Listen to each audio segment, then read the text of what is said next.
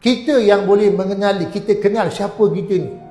Dulu kita siapa, ya, macam mana amalan kita, bila kita mula semayang, bila kita mula ibadat, bila kita mula mendekati kepada Allah Ta'ala. Sebab ada orang pada masa dulu dia muda-muda, hidup dia tak berapa baik, tapi bila dah masuk penghujung, dah masuk 50, 60, dia kembali balik kepada Allah. Ada orang pada masa dulu muda dia memang baik, ya, dan masa di penghujung pun dia baik juga. Tapi ada juga orang pada masa mula-mula tu pun dia tak elok, dah penghujung pun tak elok juga. Tapi yang kita harapkan ialah mudah-mudahan masa kita mula-mula dulu muda kita elok, kita baik, kita beramal, kita beribadat, dan masa di penghujung juga kita mengekalkan dengan kebaikan-kebaikan.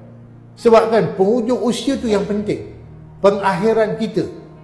Pengakhiran itulah yang paling penting. Innamal amalu bi khawatim, kata Rasulullah.